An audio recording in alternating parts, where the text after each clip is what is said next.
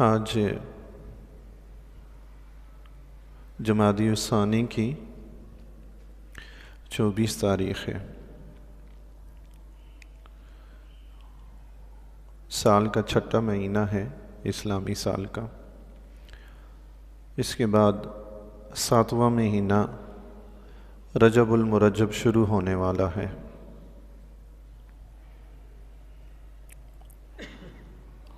اسلام میں مسلمانوں کے ہاں رجب کے مہینے کو بڑی قدر کی نگاہ سے دیکھا جاتا ہے۔ اس کی وجہ یہ ہے کہ خود اللہ تبارک و تعالی نے اس ماہ مقدس کو عظمت اور شرف عطا فرمایا ہے۔ رب کائنات نے ارشاد فرمایا ان عدۃ الشہور عند اللہ 12 شہرا فی کتاب اللہ۔ اللہ تبارک و تعالی نے فرمایا کہ اللہ کے ہاں مہینوں کی تعداد 12 مہینے ہے فی کتاب اللہ، اللہ کی کتاب میں۔ اللہ کی کتاب سے مراد یا تو یہ قرآن کریم یا لوح محفوظ مراد ہے، یا اللہ کا حکم مراد ہے کہ اللہ کے حکم کے مطابق سال میں جو مہینے ہیں ان کی تعداد 12 ہے۔ زمانہ جاہلیت میں مشرکین مکہ سال کے 13 مہینے میں کر دیتے تھے۔ اسی طرح دیگر کچھ مشرکین بھی ہیں جو سال کے مہینے بدل کر 13 بھی کر دیتے تھے۔ تو رب نے فرمایا سال میں 13 مہینے نہیں بلکہ 12 مہینے ہوتے ہیں، یہ اللہ کا مقرر کردہ حکم ہے۔ ان 12 مہینوں میں اللہ تبارک و تعالی نے ارشاد فرمایا منہا 4 حرم، ان میں سے 4 مہینے حرمت والے مہینے ہیں، بڑی عزت والے مہینے ہیں جنہیں اللہ تبارک و تعالی نے عزت اور شرف عطا فرمایا ہے۔ کیوں عطا فرمایا ہے یہ وہی بہتر جانتا ہے کہ اس نے کیوں عطا فرمایا ہے۔ بس اس نے کہا کہ اس میں عزت ہے، شرف ہے، تو ہم نے مان لیا۔ اس نے کہا کہ مکہ میں اگر کوئی نیکی کرے گا تو اس کو 1 نماز کے بدلے میں 1,00,000 نماز کا ثواب ملے گا، تو ٹھیک ہے مان لیا، وہ مالک ہے۔ مدینہ المنورہ میں 1 نماز پڑھنے کا 50,000 نمازوں کے برابر ثواب ملے گا، تو ٹھیک ہے مان لیا۔ مسجد میں باجماعت نماز پڑھیں گے تو 27 نمازوں کا ثواب ملے گا، ٹھیک ہے مان لیا۔ وہ مالک ہے، جیسے چاہے دنوں کو عزت عطا فرمائے، مہینوں کو فرمائے، کسی جگہ کو عزت عطا فرمائے، وہ عطا فرما سکتا ہے۔ اس نے فرمایا 12 مہینے ہیں، ان میں سے 4 عزت والے حرمت والے مہینے ہیں۔ ذالک الدین القیم، یہ سیدھا دین ہے، پختہ دین ہے، سیدھا جو دین ابراہیمی بھی کہلاتا ہے۔ یہ جو 4 مہینے حرمت والے ہیں یہ کون کون سے مہینے ہیں؟ تو علماء کرام نے، مفسرین کرام نے احادیث مبارکہ کے مطابق جو ذکر فرمایا، جو حضور علیہ الصلوۃ والسلام نے بتایا ہے، وہ 4 مہینوں میں سے 1 مہینہ رجب کا ہے۔ اس کے علاوہ ذوالقعدہ، ذی الحج اور محرم، یہ 3 مہینے آگے پیچھے اکٹھے آ جاتے ہیں، 11واں، 12واں اور پہلا مہینہ۔ 3 مہینے یہ حرمت کے کہلاتے ہیں، اور ایک رجب کا مہینہ ہے جو 7واں مہینہ ہے سال کا، یہ حرمت کا مہینہ کہلاتا ہے۔ ان مہینوں کی عزت اسلام سے پہلے بھی کی جاتی تھی، حتیٰ کہ مشرکین کفار اگر ان کی آپس میں جنگ بھی ہو رہی ہوتی، ذوالقعدہ، ذی الحج، محرم یا رجب کا مہینہ شروع ہو جاتا، وہ اپنی جنگ بند کر دیا کرتے تھے، ان مہینوں کی عزت کیا کرتے تھے۔ یہ حضرت ابراہیم علیہ السلام کے زمانہ اقدس سے چلا آ رہا تھا۔ زمانہ جاہلیت میں اگر ان مہینوں کی قدر تھی تو زمانہ اسلام میں تو ان کی قدر بہت زیادہ ہونی چاہیے، پہلے سے بھی زیادہ ہونی چاہیے۔ تو رجب کا مہینہ شروع ہونے والا ہے تو ہمیں اس کی عزت کے لیے تیار رہنا چاہیے، اس کی قدر منزلت کے لیے تیار رہنا چاہیے۔ جیسے آپ دیکھیں گناہ کرنا ہر جگہ ہر وقت برا ہے، وہ کبھی بھی اچھا نہیں سمجھا جاتا، لیکن آپ جب مسجد میں آ کر بیٹھتے ہیں نا تو پھر تو آپ سوچتے بھی نہیں کہ میں یہاں گناہ کروں۔ حتی الامکان آپ کوشش کرتے ہیں کہ بچیں یہ مسجد تو اللہ کا گھر ہے، یہاں آپ گناہ نہیں کرتے۔ اسی طرح مکۃ المکرمہ میں چلے جائیں مسجد حرام میں، خانہ کعبہ میں، ویسے اگر آپ دنیا کی اوٹ پٹانگ باتیں اگر کر بھی دیں اپنے معاشرے میں، دوست احباب میں، لیکن وہاں جب خانہ کعبہ کے سامنے بیٹھیں گے تو اپنے آپ کو حتی الامکان بچانے کی کوشش کریں گے کہ یہ بڑی مبارک جگہ ہے۔ سبحان اللہ۔ جس طرح جگہ مبارک ہے اسی طرح دن اور مہینہ بھی مبارک ہے۔ آپ دیکھیں نا، رمضان کے علاوہ آپ کتنے ہی مسلمان ہیں، ہمارے مسلمان بہن بھائی ہر قسم کی اوٹ پٹانگ حرکت کر جاتے ہیں، لیکن رمضان کا مہینہ آتا ہے، وہ خواتین جو سر پہ دوپٹہ نہیں اوڑھتی وہ بھی چادریں اوڑھے پھیرتی ہیں کہ رمضان کا مہینہ ہے، اس کی قدر کی جائے ہیں۔ سبحان اللہ۔ اسی طرح آپ دیگر حضرات کو بھی دیکھیں گے کہ حتی الامکان گناہوں سے بچنے کی کوشش کرتے ہیں کہ بڑی برکت والا اور مبارک مہینہ ہے۔ یوں ہی رجب بھی بڑی برکت والا مبارک مہینہ ہے۔ اسلام میں یاد رکھیے دو عبادات بڑی اہم ہیں، انتہائی اہم عبادات، ایک نماز، دوسرا روزہ۔ آپ دیکھیں گے انہی عبادات میں سب سے زیادہ زور دیا گیا ہے۔ نماز کو آپ دیکھیں تو دن میں 5 مرتبہ فرض ہے، باقی کوئی چیز ایسی ہے جو دن میں 5 مرتبہ فرض ہو؟ نہیں ہے، کچھ بھی نہیں ہے، ہر چیز ایک دو مرتبہ اس طرح، لیکن نماز ہے دن میں 5 مرتبہ فرض ہے۔ اسی طرح آپ روزے دیکھ لیں، دوسری چیز جو ہے وہ روزہ ہے۔ روزے کو آپ دیکھ لیں، سال میں پورا 1 مہینہ رمضان المبارک کے روزے فرض کر دیے گئے، پورا مہینہ۔ باقی آپ حج دیکھیں سال میں 1 مرتبہ ہے، زکوٰۃ دیکھیں سال میں 1 مرتبہ ہے، صدقہ خیرات ہے، آپ کا دل چاہے تو ایک دن میں 100 مرتبہ کریں اور آپ کا دل چاہے تو 100 دن کے بعد 1 دفعہ کریں، کوئی پابندی نہیں ہے۔ دیگر عبادات وغیرہ اسی طرح دیکھ لیں، کوئی بھی نیکی ہے تو وہ آپ کو اجازت ہے جتنی چاہیں کریں، جتنی چاہیں نہ کریں، آپ پہ منحصر ہے۔ لیکن نماز اور روزہ اسلام نے ان پہ بہت زیادہ زور دیا ہے۔ اس کی وجہ یہ ہے، ایک بڑی خاص وجہ ہے، روزہ بندہ مومن کو پاک صاف ستھرا کرتا ہے، گناہوں سے اسے بچاتا ہے اور اسے نیکیوں کے لیے تیار کرتا ہے۔ روزے میں انسان بھوکا پیاسا رہتا ہے نا، تو یہ بھوک اور پیاس انسان کو نیکی کی طرف لے کر جاتی ہے۔ تو روزہ باطنی طہارت کا سبب ہونے کے ساتھ ساتھ نیکی کی رغبت دلانے والا ہے، نیکیوں کے لیے تیار کرنے والا ہے۔ اور دوسری رہی نماز، یہ نماز بندے کو رب کا قرب عطا کرتی ہے۔ سبحان اللہ، نماز بندے کو رب کے قریب کر دیتی ہے۔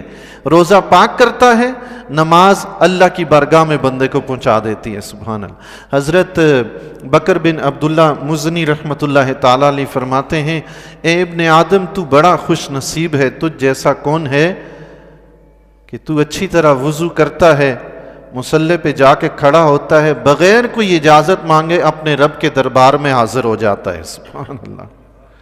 آپ جائیں جی وزیر اعظم ہاؤس چلے جائیں، صدر ہاؤس چلے جائیں، وزیر اعظم صدر تو دور کی بات ہے، کسی عام مشیر وغیرہ کے گھر میں چلے جائیں، وزیر مشیر کے گھر میں چلے جائیں، اس کے کسی سیکٹری کے گھر میں چلے جائیں، پتہ نہیں کتنی دفعہ دستک دیں گے، دروازہ کھلے نہ کھلے ان کی مرضی، اجازت ملے نہ ملے ان کی مرضی۔ ہو سکتا ہے ایک بار گئے اجازت نہیں، دوبارہ 2 دن بعد پھر، ہفتے بعد پھر، پتہ نہیں کتنے ہی چکر کاٹیں گے، دروازے پر دستک دیتے رہیں، اجازت ہی نہیں ملتی۔ وہ مالک الملک جس نے ساری کائنات کو پیدا کیا، آپ کو بھی پیدا کیا، کل کائنات کا مالک، ساری کائنات کا بادشاہ، مسلمان جب اس کی بارگاہ میں حاضر ہونا چاہتا ہے، صرف وضو کر کے مصلی بچھا کے کھڑا ہوتا ہے، اس کی بارگاہ میں پہنچ جاتا ہے۔ سبحان اللہ۔ کوئی اجازت کی ضرورت اس کو نہیں پڑتی کہ دروازہ بجائے اجازت ملے گی، یعنی ہر وقت اس کا دروازہ اپنے بندے کے لیے کھلا ہے، جب چاہے آئے بارگاہ میں حاضر ہو جائے۔ سبحان اللہ اکبر۔ اور آپ کو پتہ ہے کہ بندہ بادشاہ کے دربار میں حاضر ہو جائے تو وہاں سے جو چاہے مانگے مل جاتا ہے۔ سبحان اللہ۔ ایسا ہے کہ نہیں؟ بندہ بادشاہ کے دربار میں جائے، وہ بادشاہ ہی کیا جو ہماری چھوٹی سی خواہشیں پوری نہ کر سکے، اور بادشاہ بھی رب کائنات ہو، اس کے دربار میں پہنچ جائے بندہ، وہاں سے کیا کچھ نہیں ملتا ہے۔ بس یہ ہے کہ بندے کو صرف تیار ہونا چاہیے۔ تو رجب المرجب کا مبارک مہینہ شروع ہونے والا ہے، تو یہ 2 عبادتیں، نماز اور روزہ، ان کو بڑی اہمیت حاصل ہے۔ یہی وجہ ہے کہ رمضان المبارک کے علاوہ رجب اور شعبان کے یہ 2 مہینے ایسے ہیں جن میں نفلی روزے رکھنے کا بہت زیادہ ثواب احادیث مبارکہ میں ذکر کیا گیا ہے۔ حتیٰ کہ حدیث مبارکہ میں آتا ہے آقا علیہ الصلوۃ والسلام رمضان المبارک کے علاوہ رجب اور شعبان کا روزہ پورا مہینہ رکھ لیا کرتے تھے۔ سبحان اللہ۔ سب سے زیادہ کثرت سے جو حضور علیہ الصلوۃ والسلام روزے رکھتے تھے نفلی روزے، رمضان کے روزے فرض ہیں، اس کے علاوہ جو بھی روزہ آپ رکھیں وہ نفلی روزہ ہے، تو رجب اور شعبان کے نفلی روزے حضور علیہ الصلوۃ والسلام کثرت سے رکھا کرتے تھے۔ آقا علیہ الصلوۃ والسلام کے ارشاد گرامی کا مفہوم ہے، ایک حدیث مبارکہ میں آتا ہے، آپ علیہ الصلوۃ والسلام نے ارشاد فرمایا جنت میں ایک نہر ہے اس کا نام رجب ہے، جنت میں ایک نہر ہے اس کا نام رجب ہے، جس نے رجب کے مہینے میں ایک بھی روزہ رکھا ہوگا اللہ تعالیٰ اسے جنت کی نہر رجب سے پانی پلائے گا۔ سبحان اللہ۔ ایک روزہ بھی رکھ دیا، سبحان اللہ۔ رجب کے روزے کی کتنی فضیلت ہے جی۔ پتہ چلا کہ بندہ مومن ہو رجب کا ایک روزہ بھی رکھ لے تو اللہ کے فضل سے جنت میں جائے گا۔ سبحان اللہ۔ بندہ جب تک جنت میں جائے نہیں تو جنت کی نہر کا پانی کیسے پیے گا؟ اس کا تو صاف مطلب یہی ہوا نا کہ بندہ اگر رجب میں روزے رکھے تو اللہ کے فضل سے جنتی بن جاتا ہے۔ سبحان اللہ۔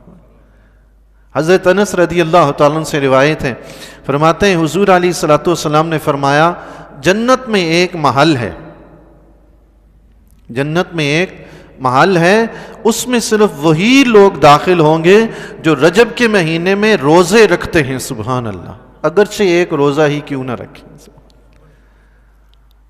جنت میں ایک خصوصی محل ہے جو رجب کے روزے رکھنے والوں کو رب عطا فرمائے گا۔ سبحان اللہ۔ اس محل میں صرف وہی لوگ جائیں گے۔ دنیا میں بھی آپ دیکھ لیں جی کتنی نو گو ایریا ہوتے ہیں، یہاں آپ نے نہیں جانا، وہاں نہیں جانا، بندہ سوچتا رہتا ہے اللہ جانے پتہ نہیں یہاں اندر کتنے خزانے چھپا رکھے ہیں، اللہ جانے پتہ نہیں یہاں کیا کیا چیزیں ہوں گی۔ دیکھنے کی ایک حسرت تو ہوتی ہے انسان کے دل میں ہے۔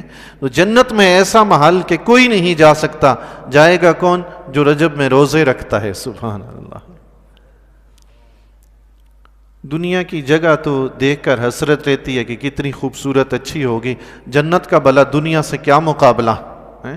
جنت میں کوئی ایسی جگہ ہو کہ ہم وہاں جا ہی نہ پائیں تو کتنی حسرت رہے گی۔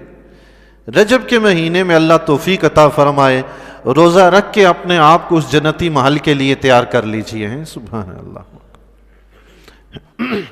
حدیث شریف میں آتا ہے آقا علیہ الصلوۃ والسلام کے فرمان گرامی کا مفہوم ہے، فرمایا رجب اللہ کا مہینہ ہے، شعبان میرا مہینہ ہے، رمضان میری امت کا مہینہ ہے۔ سبحان اللہ۔ رمضان میں تو رب کی رحمتیں دن رات برستی ہیں۔ سبحان اللہ۔ اللہ اکبر۔ حضور علیہ الصلوۃ والسلام نے اس رجب کے مہینے کو رب سے نسبت دی ہے، فرمایا اللہ کا مہینہ ہے۔ تو اللہ کے مہینے میں تو حتی الامکان بندے کو کوشش کرنی چاہیے کہ اللہ کے مہینے میں اللہ والے ہی کام ہونے چاہیے۔ رب نے فرمایا فَلَا تَظْلِمُوا فِيهِنَّ أَنفُسَكُمْ، ان 4 حرمت والے مہینوں میں اپنے آپ پر ظلم مت کرنا، یعنی گناہ مت کرنا۔ ویسے بھی گناہ کرنا منع ہے، لیکن یہ خصوصیت والے مہینے ہیں، عظمت والے مہینے میں، تو ان میں گناہ کرنے سے زیادہ بچنا ہے۔ جس طرح ان مہینوں میں نیکیوں کا ثواب زیادہ ملتا ہے، اسی طرح برائی کا گناہ بھی زیادہ ہوتا ہے۔ جیسے خانہ کعبہ میں جا کے کوئی نماز پڑھے تو 1,00,000 نماز کا ثواب، لیکن اگر کوئی گناہ کرے گا تو گناہ بھی 1 کے بدلے 1,00,000 گناہ ہے۔ وہ معزز جگہ ہے، بڑی حرمت والی عزت والی جگہ ہے۔ تو ایسی جگہ پہ تو جس طرح نیکی کا ثواب زیادہ، گناہ کا بھی زیادہ۔ رجب کا مہینہ عظمت والا مہینہ ہے، عظیم مہینہ ہے، اس میں نیکیوں کا ثواب بھی بڑھ جاتا ہے، تو اپنے آپ کو گناہوں سے بھی روکیے کہ گناہوں کا عذاب بھی بڑھ جاتا ہے۔ رب نے فرمایا فَلَا تَظْلِمُوا فِيهِنَّ أَنفُسَكُمْ، ان میں کوئی جرم، کوئی زیادتی مت کرنا۔ اللہ اکبر۔ روزے تو خصوصی طور پہ اس مہینے میں نفلی روزے رکھنے چاہیے بندے کو، اور خاص کر یہ رجب کے بعد شعبان آتا ہے، پھر شعبان کے بعد رمضان۔ رجب اور شعبان دونوں مہینے ایسے ہیں بندہ مومن کو یہ موقع مل جاتا ہے کہ سارا سال انسان کھاتے پیتے وقت گزارتا ہے، تو رمضان المبارک کے مہینے میں روزے رکھنے ہوتے ہیں، ایک دم جب بھوکا پیاسا رہنا شروع ہوگا تو اس کو دشوار ہو جائے گا۔ بہتر ہے چند روزے رجب میں رکھ لے، پھر چند روزے شعبان میں رکھے، یوں رمضان کے لیے اس کی تیاری ہو جاتی ہے۔ سبحان اللہ۔ ویسے بھی بزرگان دین فرماتے ہیں رجب فصل بونے کا مہینہ ہے، اور شعبان اس کی آبیاری کا مہینہ ہے، اور رمضان اس فصل کے کاٹنے کا مہینہ ہے۔ سبحان اللہ۔ تو رجب سے رمضان کی تیاری شروع ہو جاتی ہے۔ سبحان اللہ۔ پتہ ہی نہیں چلا جی، ابھی پچھلے سال روزے رکھ کے فارغ ہوئے تھے، پھر سے رمضان کی تیاری شروع ہو گئی ہے۔ سبحان اللہ۔ آقا علیہ الصلوۃ والسلام رجب کے شروع میں ابتدائی دنوں میں دعا فرمایا کرتے تھے، اللہم بارک لنا فی رجب و شعبان وبلغنا رمضان۔ اے اللہ ہمارے لیے رجب اور شعبان کے مہینے میں برکت فرما اور ہمیں رمضان تک پہنچا دے۔ سبحان اللہ۔ رمضان کے مہینے تک پہنچا دے۔ بڑی عظمت اور بڑی شان والا مہینہ ہے رمضان کا۔ رجب بھی نصیب ہو، شعبان بھی، پھر رمضان بھی نصیب ہو جائے، سبحان اللہ، رحمتوں کی برسات ہی برسات۔ خدا جانے پھر اگلے سال رمضان نصیب ہو نہ ہو، ابھی بھی نہیں پتہ، خدا جانے کس کو ملتا ہے کس کو نہیں۔ لیکن اگر بندہ مومن ابھی سے دل میں تمنا لے کر رجب کی قدر شروع کر دے، اس میں روزے رکھنے شروع کر دے کہ میں رمضان تک پہنچ جاؤں تاکہ رمضان کے روزے آسانی سے رکھ لوں، رب کریم کی رحمت سے بعید نہیں کہ رمضان آنے سے پہلے ہی بھی بندہ اگر دنیا سے رخصت ہو جائے، اس کی نیت کے سبب رب اسے رمضان کا ثواب عطا فرماتے ہیں۔ اس کی رحمت سے کچھ بعید نہیں ہے۔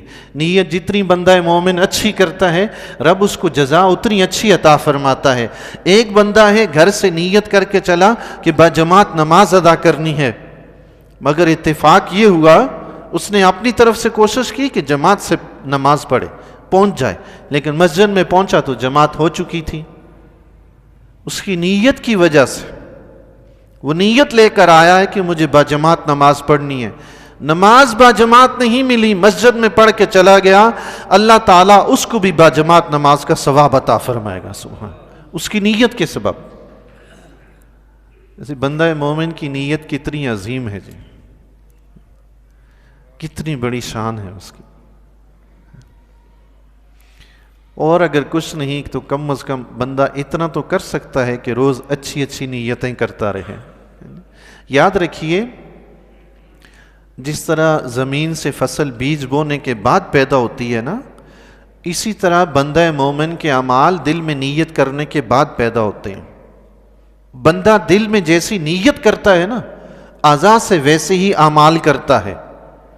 آپ دیکھ لیں، دل میں خیال ہے کہ بازار جانا ہے تو اٹھ کے بندہ بازار ہی جاتا ہے، اور اگر دل میں ارادہ ہے کہ مسجد جانا ہے تو اٹھ کے بندہ مسجد ہی جاتا ہے۔ نیت انسان کے اعمال کا بیج ہے۔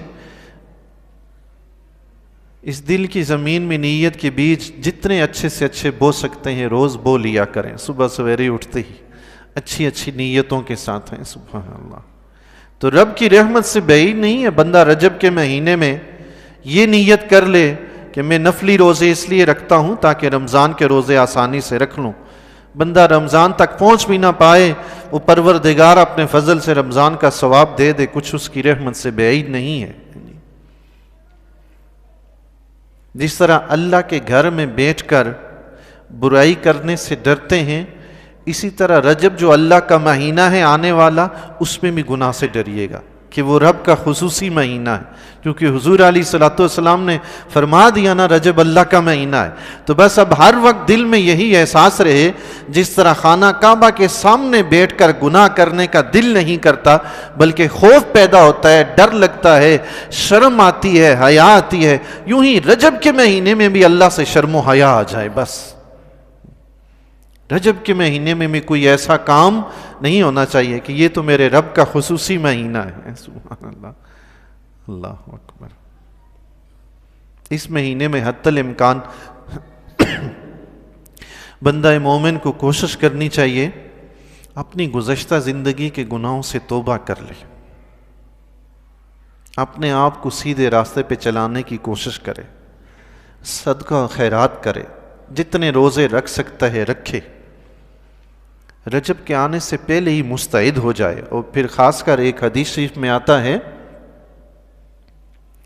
حضور علیہ الصلوۃ والسلام کے فرمان گرامی کا مفہوم ہے، فرمایا 5 راتوں میں کی جانے والی دعا رد نہیں ہوتی۔ جمعۃ المبارک کی رات، یہ جو رات گزر گئی ہے نا، یہ تو ہر ہفتے میں ایک بار آ جاتی ہے، سبحان اللہ۔ فرمایا جمعۃ المبارک کی رات، 15ویں شعبان کی رات، رجب کی پہلی رات، سبحان اللہ، اور عید الفطر کی رات اور عید الاضحیٰ کی رات۔ حدیث شریف میں ان 5 راتوں کے متعلق آتا ہے، جو بندہ اس رات میں جو دعا مانگتا ہے اللہ تعالیٰ اس کی دعا قبول فرماتا ہے، سبحان اللہ۔ تو رجب کے مہینے کا پہلے بتا دینا یہی مقصد ہوتا ہے آپ بھائیوں کو، کہ رجب آتے ہی ایک تو بندہ اس کی قدر اچھی طرح سے کر سکے، دوسرا اس رات جو عبادت کرنی ہے، دعا کرنی ہے، بندہ وہ کر سکے۔ آج 24 تاریخ ہے جمادی الاخری کی، جمعرات یا جمعۃ المبارک کو رجب کی پہلی تاریخ ہوگی، جمعرات یا جمعۃ المبارک کو رجب کی پہلی تاریخ ہوگی انشاءاللہ تعالی۔ تو اس مہینے میں حتی الامکان کوشش کیجیے گا، زندگی میں اتنے اعمال کیے ہیں، اچھے کتنے کیے ہیں، برے کتنے کیے ہیں، بیٹھ کے تھوڑا سا حساب لگا لیجئے گا۔ کوشش کیجیے گا کہ رجب کے مہینے میں رب توبہ کی توفیق دے دے۔ یہ نہ دیکھیے گا کہ عمر کے کس حصے میں ہوں، کتنی عمر گزار دی ہے۔ رب کے ہاں یہ نہیں دیکھا جاتا کہ یہ کتنے سال کے بعد آیا، کتنے دنوں کے بعد آیا، کتنے گھنٹوں کے بعد آیا۔ رب صرف یہ دیکھتا ہے کہ میرا بندہ میری بارگاہ میں آ گیا، بس آ گیا۔ صبح آیا، شام میں، دن میں، رات میں، جوانی میں، بڑھاپے میں، کچھ بھی نہیں دیکھتا، صرف اتنا دیکھتا ہے کہ آ گیا ہے نا۔ جب آ جاتا ہے تو پھر خالی نہیں بھیجتا، بس آ جائیں ایک مرتبہ اس کی بارگاہ میں۔ حضرت حسن بصری رحمۃ اللہ تعالیٰ علیہ کے زمانہ اقدس میں ایک نوجوان تھا، اس کا باپ فوت ہوا تو اچھی خاصی مال و دولت کثیر تعداد میں چھوڑ کے چلا گیا۔ مفت کی ملی ہوئی وراثت تھی، نوجوان تھا، جوانی کا خون تھا، شراب کی محفل چل رہی ہے، دل چاہتا ہے تو دوستوں کے ساتھ ملے، عیاشی کے لیے جا کے چوری کر لی، ڈاکہ مار لیا، دل چاہا تو کسی بدکاری کے اڈے پہ چلا گیا، یوں ساری دولت اس نے اڑانی شروع کر دی، عیاشی اور مستی میں دن گزارنے لگا۔ ماں نے اسے بڑا سمجھایا کہ بیٹا مہربانی کر، ان گناہوں کو چھوڑ، توبہ کر، میں تمہیں حسن بصری کی دربار میں لے کے چلتی ہوں، حسن بصری کی بارگاہ میں پہنچ کے میں عرض کرتی ہوں وہ تمہیں توبہ کروا دے۔ ماں روز اس کو نصیحت کرتی، وہ ایک کان سے سنتا دوسرے سے نکال دیتا۔ جوانی کا خون ہوتا ہے نا جی، جلدی جلدی بندہ ماں باپ کی بات نہیں سنتا، بڑا مشکل ہوتا ہے۔ جوانی میں انسان اپنے آپ کو گناہوں سے روکے، بڑا مشکل کام ہوتا ہے۔ جوانی ہوتی ہے، اس میں عقل و شعور اتنا نہیں ہوتا جتنا کہ بندے کے اندر ہونا چاہیے۔ اچھے برے کی تمیز تو ہوتی ہے، مگر دل جو ہوتا ہے خواہشات کا پابند ہوتا ہے، جدھر طبیعت آئی ادھر چل پڑا۔ وہ یہ نہیں دیکھتا کہ اس طرف نقصان ہے میرا یا فائدہ ہے، سمجھتا ہے نفع نقصان سمجھتا ہے، اس کو پتہ ہے یہ اچھا ہے یہ برا ہے، مگر خواہش سے نفس کے ہاتھوں مجبور ہوتا ہے، ہمیشہ الٹے ہی کام کرنے لگ جاتا ہے۔ اللہ ماشاءاللہ رب کسی کو توفیق دے دے تو دے دے۔ وہ نوجوان اسے ماں روز سمجھاتی مگر وہ سمجھتا نہیں تھا۔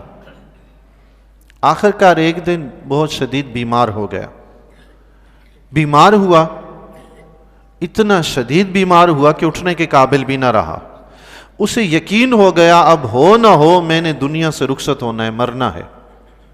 تو ماں سے کہنے لگا اماں جان، آج تک آپ مجھے کہتی رہی کہ میں حسن بصری رحمۃ اللہ علیہ کے پاس جا کر توبہ کر لوں، مگر میں نے بڑی سستی اور کاہلی سے کام لیا، میں نہیں گیا۔ تو آپ ایسا کریں کہ آپ جا کے حسن بصری رحمۃ اللہ علیہ سے درخواست کریں کہ میں چل نہیں سکتا، وہ میرے پاس آ جائیں، مہربانی کریں، مجھے توبہ کروا دیں، کیا پتہ میں ایسی بیماری میں دنیا سے رخصت ہو جاؤں، تو میں چاہتا ہوں کہ مرنے سے پہلے توبہ کر لوں حسن بصری رحمۃ اللہ علیہ کے ہاتھ پہ۔ ماں بیچاری ماں ہوتی ہے، بڑھاپے کی عمر تھی، گرتی پڑتی بیچاری لڑکھڑاتی حسن بصری رحمۃ اللہ علیہ کے دربار میں پہنچی. آپ رحمۃ اللہ تعالیٰ علیہ واعظ و نصیحت فرما رہے تھے, درس و تدریس میں مصروف تھے. ماں نے جا کے عرض کی تو حسن بصری رحمۃ اللہ علیہ نے آنے سے انکار کر دیا کہ آپ مصروف تھے, نہیں آئے. ماں واپس آئی, بچے نے پوچھا کیا ہوا, تو ماں نے کہا بیٹا وہ نہیں آئے, وہ مصروف تھے. تو وہ نوجوان جو تھا خود ہی رونے لگا اور اللہ کی بارگاہ میں گڑ گڑا کر دعائیں کرنے لگا کہ مولا میں اتنا گناہ گار خطا کار بندہ ہوں کہ تیرا محبوب بندہ میرے پاس آنا بھی گوارا نہیں کرتا. اس نوجوان نے رونا دھونا شروع کر دیا, بہت زیادہ رویا, گڑ گڑایا. آخر ماں سے کہنے لگا اماں میری ایک نصیحت ہے کہ جب میں مر جاؤں میرے گلے میں پھندا ڈال کے باہر بازار میں پورے کوچے گلی محلے میں گھمانا, تاکہ میرے ساتھ جو دیگر دوست تھے نا ان شرارتوں میں مصروف تھے, تاکہ ان کو عبرت حاصل ہو کہ ایسے بندے کا انجام کیا ہوتا ہے. اور دوسری بات یہ ہے میری ماں جب میں مر جاؤں نا, میں بہت گناہ گار بندہ ہوں, مجھے مسلمانوں کے قبرستان میں دفن نہ کرنا, کہ ایسا نہ ہو کہ اللہ کا عذاب جو مجھ پہ پڑے تو میری وجہ سے میرے پڑوسی مسلمان مردے بھی پریشان ہوں. اس لیے جب میں مر جاؤں تو مجھے مسلمانوں کے قبرستان سے الگ تھلگ دفن کرنا. ماں نے کہا ٹھیک ہے. بچہ مر گیا تو ماں اٹھی, ماں نے کہا کہ حسن بصری رحمۃ اللہ علیہ کی بارگاہ میں جا کے عرض کروں کہ زندگی میں اگر اسے توبہ نہیں کروائی تو ابھی اس کا جنازہ پڑھا دیں, اللہ کے نیک محبوب بندے ہیں, ہو سکتا ہے کہ اللہ تبارک و تعالیٰ اپنے اس پیارے محبوب بندے کے طفیل میرے بیٹے کی بخشش فرما دیں. سبحان اللہ. ماں اٹھی پھر حسن بصری رحمۃ اللہ علیہ کی بارگاہ میں حاضر ہوئی. ماں نے جا کے دوبارہ حسن بصری رحمۃ اللہ علیہ کی بارگاہ میں عرض کیا حضور میرا بیٹا دنیا سے رخصت ہو گیا ہے, آپ مہربانی فرمائیں آ کے اس کی نماز جنازہ پڑھا دیں. حسن بصری رحمۃ اللہ علیہ غالباً کچھ جلالی طبیعت میں اس وقت تھے, آپ پہ کچھ جلال چھایا ہوا تھا. آپ رحمۃ اللہ علیہ نے پھر آنے سے انکار کر دیا. گناہ گاروں سے ہم تو دور رہتے ہیں مگر پروردگار انہیں اپنے قریب کر لیتا ہے.